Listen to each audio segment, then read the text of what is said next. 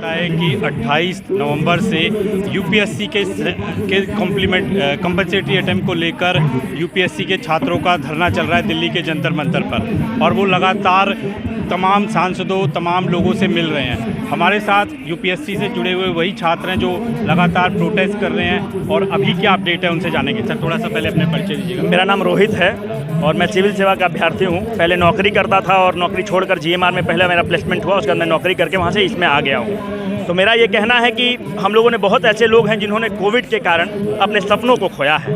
वो सपने वो हैं जो हमारे पिताजी ने देखा है। इसमें बहुत ऐसे लोग हैं जैसे साकेत जी वगैरह हैं, बहुत ऐसे लोग हैं जिन्होंने अपने एग्जाम के पहले अपने पिता को खो दिया है। क्या हमें उस मौका नहीं मिलना चाहिए कि उस पिता के सपनों को साकार करने का? उस पिता की सच्ची श्रद्धांजलि यह नहीं होगी कि हम माला पहना सके, सच्ची श्रद्धांजलि ये होगी कि उनके सपनों को हम जी सके, उनके सपनों को साकार कर सकते, उस माता के सपनों को साकार कर सके जिसको हमने कोरोना में खोया है, जिसका सपना ये था कि बेटा आईपीएस अधिकारी बने। इसके लिए हम लोग माननीय सुप्रीम कोर्ट के पास जाते हैं, सुप्रीम कोर्ट से ये निवेदन करते हैं कि हमें अटेम्प्ट दे दिया जाए, हमारे साथ अन्याय हुआ है। माननीय सुप्रीम कोर्ट ने यह कहा कि चूंकि यह नीतिगत मसला है और नीतिगत मसला पर पार्लियामेंट और एग्जीक्यूटिव निर्णय ले सकती है, मैं नहीं ले सकता क्योंकि यह जुडिशियल एक्टिविज्म के दायरे में आ जाएगा। और सुप्रीम कोर्ट ने अपने जजमेंट अभिषेक आनंद सिन्हा केस में यह साफ कहता है कि सरकार को इन बच्चों के प्रति सहानुभूति रखते हुए लेनिएंट व्यू अपनाते हुए इन बच्चों को मौका दे देना चाहिए।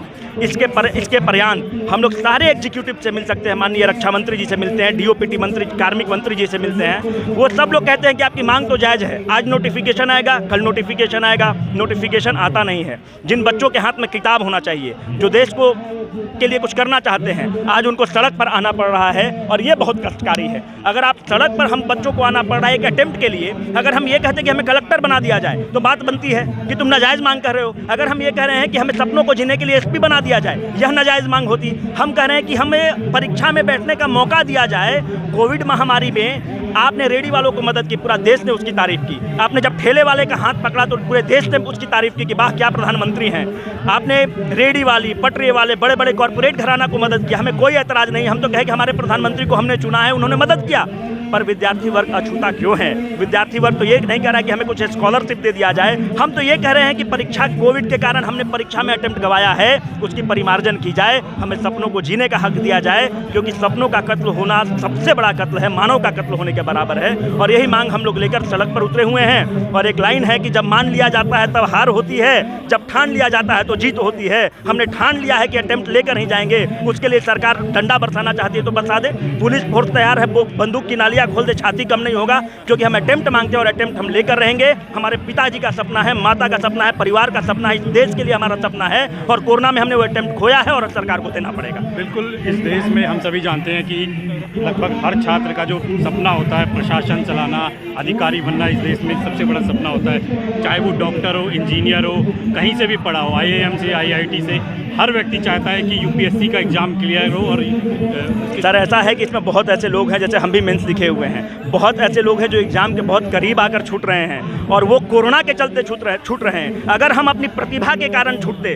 तो हम आपके दरवाजे पर नहीं आते। आप मीडिया वाले हमें कवर नहीं करते कि तुम प्रतिभा के एवज में, प्रतिभा की कमी के कारण तुम रिजेक्ट हुए हो। हम कह रहे हैं कि प्रतिभा की कमी नहीं है, हमें जो मौका मिलना चाहिए। कोरोना महामारी ये तो ग्लोबल पैंडेमिक है, वर्ल्ड हेल्थ ऑर्गेनाइजेशन ने कहा कि ग्लोबल पैंडेमिक है। प्रधानमंत्री जी ने कहा कि ये ऐसी महामारी है जो विश्व ने कभी नहीं देखा, 1919 के बाद से पहली महामारी है। तो उसके लिए हम लोगों ने माननीय अमित शाह जी के घर पर हम लोग जाते हैं। माननीय अमित शाह, चूँकि हम लोग स्टूडेंट हैं, पॉलिटिकल लोग तो है नहीं, माननीय गृह मंत्री जी के आवास पर जाते हैं। गृह मंत्री के ओएसडी बुलाते हैं, उनका नाम है सतीश कुमार चिकारा। वो कहते हैं 14 से 15 दिन का वक्त दे दो। 14 दिन तक हम लोग कोई प्रोटेस्ट नहीं करते हैं। अभी भी सरकार के प्रति हमारी आस्था है, सरकार से अभी भी हमारा विश्वास है, क्योंकि जिस प्रधानमंत्री जी जिस कुर्सी पर बैठते हैं वो न्याय की कुर्सी है। जिस कलम से दस्तखत करते हैं उस कलम से न्याय निकलता है। अभी भी प्रधानमंत्री जी को हमने चुना है, हमने बीजेपी को वोट दिया है। पहली बार वोट देने जाते हैं और भारतीय जनता पार्टी को वोट दबाकर आते हैं, क्योंकि हमें लगता है कि एक ऐसा प्रधानमंत्री को चुनना है जो गरीबों के साथ खड़ा हो। जब अन्याय के खिलाफ आवाज़ उठेगी तो उसके साथ खड़ा हो। तो हमारे खिलाफ तो अन्याय हो रहा है,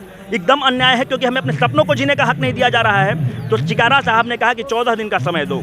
14 दिन तक हम लोगों ने प्रोटेस्ट नहीं किया। हमने कहा कि सरकार ने समय मांगा है 14 दिन का समय, आज 14 दिन का अंतिम दिन है, हम फिर सड़क पर आ गए हैं। कल 15 को प्रेस क्लब ऑफ इंडिया में हमारा कॉन्फ्रेंस है हम लोगों का, सारे विद्यार्थियों का, देश के विद्यार्थियों का, वहाँ भी आप लोग भी आइए, हमारी आवाज़ बनिए। क्योंकि देखिए जर्नलिज्म जो है 4th पिलर ऑफ डेमोक्रेसी है। अब यूट्यूब ही बचा हुआ है जो उठा रहा है, वायर है, प्रिंट है, आप लोग हैं, ये सब वही चैनल थे जो इस मुद्दे को उठा रहे हैं। विद्यार्थियों का मुद्दा है और हमें लगता है कि आप लोगों का साथ रहेगा, प्रधानमंत्री तक हमारी बात पहुँचेगी और प्रधानमंत्री जी हम लोग साथ न्याय करेंगे। कौन कौन अभी, जैसा कि अभी हमने देखा कि जो लीडर ऑफ अपोजिशन थे अधीर रंजन चौधरी जी, वो भी आए हुए थे। देखिए क्या लगता है कि मुद्दा ऐसा है कि पार्लियामेंट में हमारी बात पहले भी उठ चुकी है। माननीय संजय सिंह जी ने उठाया है और एनसीपी ने उठाया है। आज एलओपी साहब ने खुद स्टूडेंट का दर्द देखा, खुद आ गए ना, हम लोग बुलाने गए हुए, उनकी बड़प्पन है। हम ये भी कहना चाहते हैं कि हम हर पार्टी के पास जाते हैं, हम लोग भाजपा के पास ही जाते हैं यूजुअली, पर जो भी पार्टी अगर आकर हमें विद्यार्थियों के मुद्दा पर समर्थन देना चाहती है, वो कांग्रेस हो, टीएमसी हो, आरजेडी हो, जेडीयू के रामप्रीत मंडल सर हम लोग पार्लियामेंट में उठाने के लिए तैयार थे, जो बीजेपी की एलआई है, हम लोग से मिल चुके हैं। वशिष्ठ नारायण सिंह सर हम लोग से मिल चुके हैं। कोई भी हम लोग पावर पार्टी वाले लोग नहीं हैं, ना एबीवीपी के हैं, ना एनएसयूआई के हैं। We are at the equal distance with all the political parties. We don't want the political leadership, we don't aspire to be a politician. हम तो विद्यार्थी हैं, जो भी आकर हमें समर्थन देंगे, अगर ये एलओपी साहब कहते हैं कि हम पार्लियामेंट में उठाना चाहते हैं तो बहुत अच्छी बात है, पार्लियामेंट में उठाएं। ये भी कहा जा सकता है क्योंकि आप लोग देश की सबसे प्रतिष्ठित जॉब के लिए, नौकरी के लिए मतलब मांग कर रहे हैं, उसमें अटैम्प्ट की, ये भी कहा, क्या लगता है अच्छा कि जैसे कहा जा सकता है कि भाई उग्र हो रहे हैं, सड़क पे उतर गए हैं? सर सड़क पर उतरना हमारी मजबूरी, क्योंकि आप ही लोग हैं जो आगे चल के ये कहा जा सकता है भाई प्रशासन चलाएंगे। तो मैं तो यही कहना चाहता हूं कि अगर हम लोग सड़क पर उतर कर अटेम्प्ट मिलता है और कलेक्टर बनते हैं तो जन सरोकार के मुद्दे से ज़्यादा सहमत होंगे। जब आईपीएस बनेंगे और जब कोई विद्यार्थी प्रोटेस्ट करेगा तो उस पर डंडा नहीं बरसाएंगे, वो दिन हमें याद आएगा कि इनकी मांग जायज़ है और इनके साथ हमें खड़ा होना चाहिए। तो ये तो हमें और संवेदनशील बनाएगा, ये तो हमें और अच्छा बनाएगा। ये तो ट्रेनिंग है, एक तरह से ट्रेनिंग है कि सरकार से कैसे, और सबसे बड़ी बात है कि डेमोक्रेटिक वे में है, हम लोग पीसफुल तरीका से बैठे हुए हैं। आप हमारे हाथ में देखिए मांग क्या है, प्लीज़ मीट अस।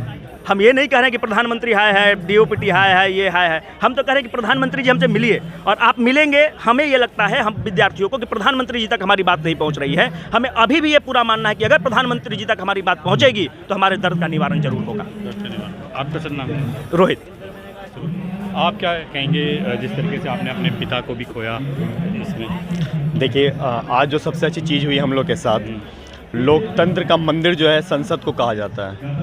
लोकतंत्र का मंदिर संसद को कहा जाता है और हर सांसद उसका भगवान होता है। भगवान के दरवाजे पे हम लोग पिछले 1 साल से बैठे हुए हैं। आज सबसे अच्छी चीज़ जो हम लोग के साथ हुई कि उसमें जो प्रमुख भगवानों में से लीडर ऑफ अपोजिशन जो हैं वो खुद चल के हमारे पास आए, तो हमारी उम्मीदों को पंख लगाया आज। हम लोग किसी भी पार्टी से बिलोंग नहीं करते हैं, हम लोग सिर्फ छात्र हैं, और वो छात्र हैं जिन्होंने बहुत कष्ट झेला है। आपने जैसे अभी पूछा क्या कि अगर आप लोग खुद अभी डिमांड कर रहे हैं तो कल को आप आएंगे तो आप क्या करेंगे? तो देखिए, जब हम लोग खुद अपना दुख दर्द और अपने हक को नहीं मांग पाएंगे तो कल को जब जनता हमसे वही चीज़ मांगेगी तो हम कैसे पूरा करेंगे? हम क्या उतने संवेदनशील हो पाएंगे? तो ये हमारा संवेदनशीलता को शो करता है कि हम कितने संवेदनशील हैं। हम अपने लिए भी संवेदनशील जब हैं और हम अपने साथ साथ 3.5 करोड़ छात्रों के लिए भी हम आवाज़ बना रहे हैं, तो क्या हमारे में संवेदनशीलता नहीं है? हमारी संवेदनशीलता का प्रत्यक्ष प्रमाण यही है कि हम सिर्फ अपने 20-30 हज़ार लड़कों के लिए नहीं, पूरे भारत के 3.5 करोड़ छात्रों की तरफ से आवाज़ बन रहे हैं। और हमारी आवाज़ को संसद में उठाना हर सांसद का कर्तव्य है, क्योंकि हम भारत का भविष्य हैं। अगर हम बोले सर, क्या लग रहा है आपकी आवाज़ जो है प्रधानमंत्री तक नहीं पहुंच पा रही है, जो साथी ने आपके कहा? जी, हमने अभी कुछ दिन पहले आदरणीय गृह मंत्री जी तक पहुंचने की कोशिश की। उनके ओएसडी से मुलाकात हुई, उन्होंने हमसे 14-15 दिन का समय मांगा। 14-15 दिन तक हमने पूरे संयमता के साथ एक जो डेमोक्रेटिक प्रोसेस होता है उसको फॉलो किया, और आज फिर से हम लोग मजबूर होकर के वापस से प्रोटेस्ट करने आए हैं, क्योंकि लोकतंत्र में ब्रह्मास्त्र सत्याग्रह को ही कहा गया है। हम आगे क्या कोई भूख हड़ताल वगैरह भी हो सकती है क्या यहाँ जो? देखिए, गवर्नमेंट जब नहीं सुनेगी, हमें पूरा भरोसा है कि जिनको हमने पूरी उम्मीदों के साथ वोट दे करके भारत का भाग्य विधाता बनाया है, हमारे आदरणीय प्रधानमंत्री जी, उन तक हमारी आवाज़ नहीं पहुंच रही है। अगर उन तक हमारी आवाज़ पहुंच गई तो वो 3.5 करोड़ छात्रों के भविष्य के साथ नहीं खेलेंगे। आप यहाँ पर देख रहे हैं कि यहाँ पर बहुत सारे पूरे भारत के छात्र आए हैं, उसमें यूपी बिहार के बहुत सारे छात्र हैं। और यूपी तो एक उदाहरण है, साक्षात उदाहरण है, जहाँ हर घर से बच्चा किसी न किसी एग्ज़ाम की तैयारी करता है। कहीं ऐसा ना हो कि यूपी का हर घर का बच्चा यहाँ जंतर मंतर भर दे। छात्र आंदोलन है और छात्रों को वायु कहा गया है। आप लोगों अच्छे से के जानते हैं। प्रोटेस्ट का ही असर था एसएससी जीडी आप लोगों के कि रेलवे ग्रुप डी के एग्ज़ाम की डेट आ गई, जो 2-2.5 साल से कोई एग्ज़ाम की डेट नहीं मिल रही थी। कहीं ना कहीं आप सभी का दबाव है कि सरकार ने, क्योंकि 30-35 लाख लोगों ने ट्वीट किया, उनकी डेट आ गई, तो कहीं ना कहीं ये आप ही लोगों का तो असर हो रहा है। तो हम लोग यही तो चाह रहे हैं कि अगर सरकार बात सुन रही है तो सभी गांठ अगले साल होगी। 100 साल तो हमारी आज़ादी के भी नहीं हुए, तो कुछ चीज़ें जो हैं जो 100 साल में पहली बार होती हैं, तो जब पहली बार होती हैं तो उसके लिए पहली बार आपको कानून भी तो लाना होता है। पहली बार ही तो आपकी जीडीपी -20% गई, क्या आज तक कभी गई थी -20%? तो जब जीडीपी गई तो आपने कहा कोरोना की वजह से गई है, तो हमारा अटेम्प्ट भी तो उसी की तरह गया है ना। तो जब आप जीडीपी में रिलैक्सेशन दे सकते हैं, आप सभी वर्ग को रिलैक्सेशन दे सकते हैं, आप सबका दुख हर सकते हैं, तो हमसे क्या? हमें तो आप भारत का भविष्य कहते हैं, कि आप भविष्य को अंधेरों में क्यों डालना चाहते हैं? थोड़ा सा परिचय दीजिएगा मैडम। मेरा नाम नेहा झा है, मैं महाराष्ट्र से आई हूँ। तो वहीं कहीं आप वहीं तैयारी कर रही थी? हाँ, मैं महाराष्ट्र में ही तैयारी कर रही थी। पहले मैं शहर में रह के तैयारी कर रही थी, लेकिन जैसे ही लॉकडाउन लगाया सरकार ने, तो हम लोग को शिफ्ट होना पड़ा, गांव शिफ्ट होना पड़ा। तो गांव शिफ्ट होना पड़ा, तो जैसे आपके पास इक्विपमेंट शहर में रहता है, गांव में तो बहुत ही दिक्कत रहता है। बिजली का दिक्कत है, डिजिटल डिवाइड है। डिजिटल डिवाइड तो इतना ज़्यादा फेस हुआ हम लोगों को, एस्पिरेंट्स को। बहुत सारी चीज़ें, मटेरियल जो रहता है ऑनलाइन होता है, ऑनलाइन मिल जाता है। लेकिन मैं ऐसे गांव से आई थी कि जहाँ पे 4G क्या, 3G क्या, 2G भी नहीं आ रहा था, नेट ही नहीं आ रहा था। तो हम लोग कैसे डाउनलोड करते कुछ भी चीज़? तो पढ़ाई में इतना दिक्कत हुआ, इतना सफ़र हुआ कि तैयारी नहीं हो पाई। फिर डेट तो सरकार ने आगे बढ़ाते गए डेट, ठीक है, लेकिन तैयारी नहीं हुई। तो हम लोग तैयार ही नहीं थे कि हम एग्ज़ाम कैसे दें। बिल्कुल, उस समय तो घर से निकलते ही आप देख रहे तुरंत जो है, या तो पुलिस जो है आपको डंडे मार रही थी, या आपको किसी न किसी चालान हो रहा था, तो घर से भी निकल पाए। कंटेनमेंट जोन डिक्लेयर कर दिया जाता था। एक किसी को निकलता था, अगर 500 मीटर दूर भी किसी का निकलता था कि पूरा एरिया कंटेनमेंट जोन घोषित कर दिया जाता था, तो आप घर से बाहर भी नहीं निकल सकते थे। तो इसमें बहुत ज़्यादा सफ़र हुआ पढ़ाई, तो उसके वजह से कुछ तैयारी ही नहीं हो पाई और सरकार एग्ज़ाम ले ली। तो बिना तैयारी के एग्ज़ाम कैसे दे? बच्चे के ऊपर बहुत ज़्यादा प्रेशर था उस चीज़ का। कब तक लेकिन मैडम ऐसे आप लोग बैठेंगे यहाँ पर? क्योंकि अभी ठीक है, आप लोगों का लीडर ऑफ अपोजिशन ने भी कहा है, आश्वासन दिया है कि मामला उठाएंगे, तो कब तक? फिर भी हम लोगों को लगता है कि सरकार हमारी बात सुनेगी, क्योंकि जेन्युइन रिक्वेस्ट है हम लोगों का, जेन्युइन प्रॉब्लम है। ऐसा नहीं है कि हम लोग कुछ भी मांग कर रहे हैं कि हम लोगों को नौकरी दे दीजिए, आप हम लोगों को IAS बना दीजिए, SDM बना, ऐसा कुछ भी मांग नहीं कर रहे हैं। हम लोग सिर्फ एक अटेम्प्ट मांग रहे हैं, खुद को प्रूव करना चाहते हैं हम लोग कि हम लोग तैयारी करके, जो तैयारी करके हम एग्ज़ाम दे सकते हैं, वो बिना तैयारी के, वैसे बिना तैयारी के कुछ नहीं होगा, तैयारी तो करना ही पड़ेगा। तो तैयारी हम लोगों का अच्छे से नहीं हुआ, इसके वजह से हम अटेम्प्ट मांग रहे हैं सरकार से कि अटेम्प्ट दीजिए। तो हम लोग खुद को प्रूव करना चाहते हैं, आत्मनिर्भर बनना चाहते हैं खुद को प्रूव करके। नहीं तो हम लोग, सरकार ही बोलती है आत्मनिर्भर बनने के लिए, तो सरकार अटेम्प्ट दे हम लोग को, जो हम प्रूव करें कि हम आत्मनिर्भर बन सकते हैं। लेकिन क्या और लोग नहीं मांगेंगे आपके पीछे पीछे? ये भी कहा जा सकता है कि सभी लोग फिर तो सड़क पे आ जाएंगे और अटेम्प्ट मांगना चालू कर देंगे। तो ये हमारा जो मुहिम है सारे एग्ज़ाम को लेके है कि सब एग्ज़ाम को एक अटेम्प्ट मिलना चाहिए, एज रिलैक्सेशन मिलना चाहिए, 2 अटेम्प्ट और 2 साल का एज रिलैक्सेशन मिलना ही चाहिए। जो इंक्लूसिव कैरेक्टर की बात होते हैं, ये आज की आपका ये आंदोलन की सभा हिंदुस्तान की ये इंक्लूसिवनेस की एक जग जाहिर सबूत है।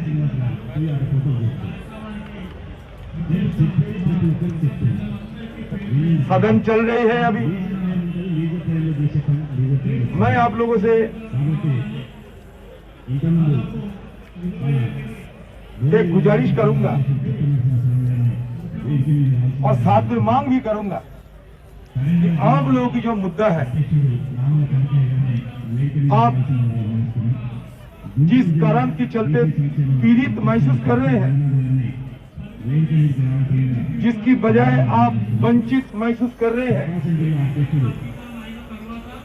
ये सारे चीजों के मद्देनजर आप मुझे एक मेमोरेंडम पेश किए। आप मुझे एक मेमोरेंडम दिया करो, क्योंकि उस मेमोरेंडम की जो तर्क है, जो तर्क आप हमसे ज्यादा जानते हैं, और तर्क को सामने रखते हुए सदन के अंदर भी आप लोगों की यह मुद्दा उठाने की मैं हर संभव कोशिश करेंगे। दोबारा मैं कहता हूं कि आप हमारे देश की शक्ति है, आप हमारे देश की ताकत है। अगले तारीख हमारा देश कैसे बनेगा, इसकी रूपरेखा आप तय करते हैं, और आप लोगों से अगर कहीं कभी कोई नाजायज बर्ताव किया जाए तो आप लोगों के साथ साथ हम भी दुखी महसूस करते हैं। तो इसलिए आप ऐसा ना समझो कि आप अकेले हो, ऐसा नहीं, हम सब आप लोगों के साथ हैं। आप हर प्रदेश से ही यहाँ आए हैं और सबको साथ हम है। ये कोई सियासत करने के लिए हम लोग नहीं आए हैं, करने का बिल्कुल दिलचस्पी नहीं भी है, जरा सा भी दिलचस्पी नहीं है सियासत करने की, क्योंकि शुरू में मैं ये कहा कि हमारा देश की फ्यूचर जनरेशन है। आप ये हमारी देश की बुनियाद को और ज्यादा ताकतवर बनाने के लिए सबसे बड़ा योगदान आप लोगों ही करेंगे। तो इसलिए आप लोगों का हाथ में जितना ताकत बनेगी उतना हमारी देश की भलाई होगी, ये मैं समझता हूँ।